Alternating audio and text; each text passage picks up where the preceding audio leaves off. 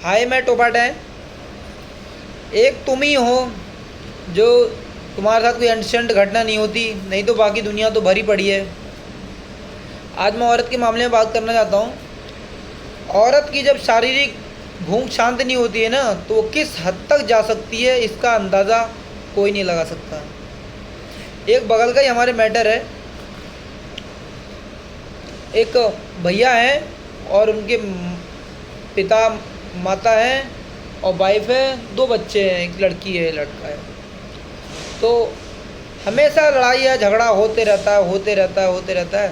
बेचारा पति है, 12 घंटे काम करता है, मेहनत से करता है, बीवी फिर भी खुश नहीं है, अच्छा खर्चा भी करता है तब भी बीवी खुश नहीं है। तो एक दिन पता चला कि बीवी गायब हो गई। 1.5-2 महीने तक गायब रही, 1.5-2 महीने बाद वापस आ गई। किसी की हिम्मत ही नहीं हुई पूछने की कहाँ गई थी, क्या कर रही थी। बाकी आप तो जानते ही हैं कहाँ गई होगी। तो कुछ दिन बाद पता चला कि वो एक आदमी से मिलती थी।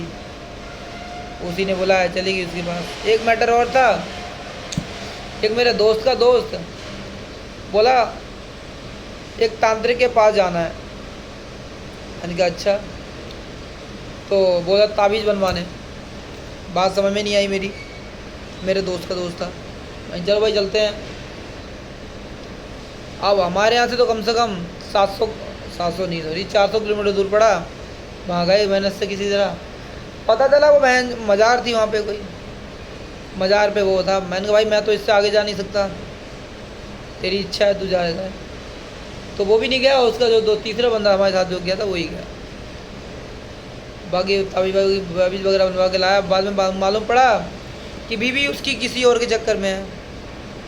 वो हो जाती है और वहाँ झटके लटके हर वक्त चली जाती है। मैंने तो समझाया, मैंने कहा भाई ये ताबीज़ फेंक, तुझे इसकी ज़रूरत नहीं है। तेरे पास 2 रास्ते हैं, या तो इसे डाइवोर्स दे दे या फिर घर सुधारने के लिए अपना कुछ शारीरिक इलाज करा, और इसके अलावा कोई रास्ता नहीं है। ताबीज़ बेकार है सब। ताबीज़ तो फेंक दिया उसने। मैंने कहा एक ही चीज़ है इसमें, मैं तो खुला बात करता हूँ भाई, जो बुरा लगे ना लगे। मैंने भाई उसकी भूख शांति नहीं हो रही तेरे से, बात ये है अपना इलाज करवा। सेक्स टाइमिंग बढ़ेगी और बीवी खुश होगी तभी तेरे कब्जे में आएगी, नहीं तो नहीं आएगी। एक मैटर और था, क्या करें मैटर तो होते ही रहते हैं ऐसे। वो भी थोड़ी दूर का ही है। सुनने में आया था कि जो उसका पति था ट्रैवल करता था, ट्रैवल की जॉब थी उसकी, 3-4 दिनों में आता था। 3-4 बच्चे भी थे बेचारे के, और बीवी खुश, सब कुछ खुश। पता चला उससे घर में कोई उससे मिलने आता था पति के जाने के बाद। मोहल्ले वाले ने किसी बता दिया कि भाभी किसी से मिलती है। अब वो ट्रैवल का बहाना करके निकल गया, मैं जा रहा हूँ, लेकिन वो गया नहीं। शाम होते होते आ गया, घर में घुसा तो लॉक लगाया। छत के रास्ते अंदर गया तो बीवी नंगी और उस आदमी के साथ नंगी बेड पे पड़ी है। बच्चे भी ट्यूशन वगैरह जो थे घर पे नहीं थे, गए होंगे। बाप रे, बताओ। अब वो लड़ाई झगड़ा शुरू, दबा के उसे रोड पे खड़ा करके मार रहा है बीवी को, लाते घूसे जो भी है। फिर उनका भी डाइवोर्स हो गया। तो भाई मैं तो यही कहूँगा, सभी औरतें एक जैसी नहीं होती हैं, और कोई भी मुद्दा रहा हो, सबसे जब डाइवोर्स होता है ना, तो एक ही इल्ज़ाम लगता है दहेज का। मेरी समझ में ये नहीं आता, जब आदमी ने उस टाइम तक नहीं मांगा तो अब क्या मांगेगा। लड़की के माँ बाप को भी समझना चाहिए कि बंदा यार उस टाइम नहीं मांगा तो अब क्या मांगेगा दहेज, और दहेज के लिए थोड़ी ना मारेगा। कई लेडीज़ जो होती हैं फांसी लगा के आत्महत्या कर लेती हैं। करने के बाद लड़की के माँ बाप क्या करते हैं, झूठा केस लेके जाते हैं कि दहेज के लिए बेटी को मार दिया। यार बेटी को कौन मारेगा दहेज के लिए, कोई नहीं मारता।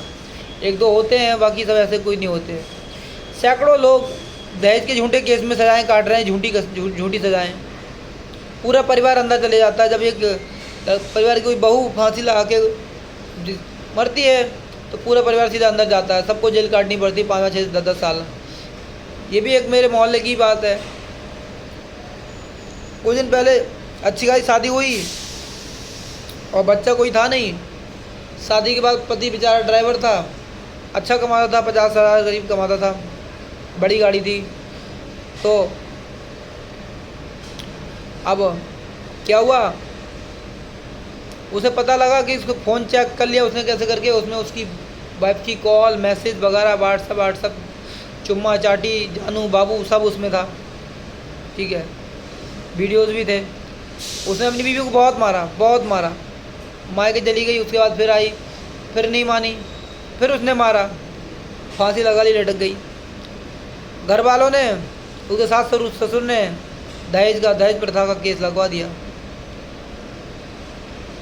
लड़का बेचारा पूरे परिवार सहित उसके माँ बाप, उसका भाई, उसका दूसरा भाई, वो खुद, इतने लोग अंदर सीधा, बताओ, झूठे केस में अंदर। तो हर किसी को सोचना चाहिए मैटर क्या है, क्या हो सकता है। हालत बहुत ख़राब है इस टाइम, किसी की वो कुछ भी हो सकती है और ज़्यादातर झूठे केस ज़्यादा लगते हैं। अगर ऐसे मामले में आप फंसते हैं भाई तो ज़्यादा बहस ना करें, क्योंकि एक बार औरत का चरित्र गया तो चले ही जाता है हमेशा के लिए। तो उसमें उसे एक ही काम करें, फिर डाइवोर्स ले लें, ख़त्म करें। लाइफ पड़ी है तुम्हारी पूरी, कुछ भी कर सकते हो, या फिर बर्दाश्त करके रखो, तुम पता ही है तो अपना इलाज कराओ। क्योंकि सेक्स एक ऐसी चीज़ है, सेक्स तृप्ति, जिसकी औरत की अगर सेक्स तृप्ति नहीं हुई तो वो कुछ भी कर देगी, कुछ भी कर सकती है। और औरत देवी भी होती है, दोनों बातें हैं, देवी होती है वो अलग होती हैं, बाकी तो सब ये चलता ही है। तो माहौल बहुत ख़राब है। आदमी क्या करे बेचारा, आदमी तो पूरे दिन काम करता है, ना किसी को आंसू दिखा सकता है, ना रो के दिखा सकता है, क्या करेगा वो, मजबूर है।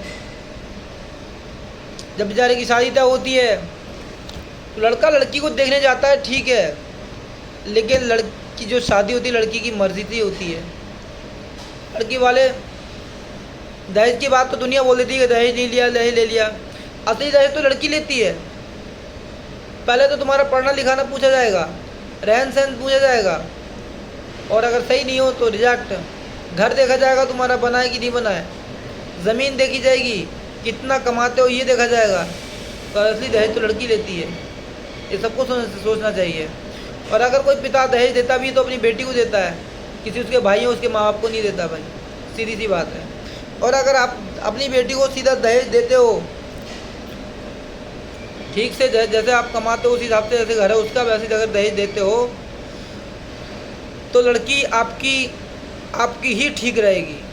खुली ज़बान से सीना तान के चौड़ा होकर एकदम बोल सकती है कि हाँ भाई मैं इतना लाई हूँ, बोलना मत ज़्यादा, ठीक है।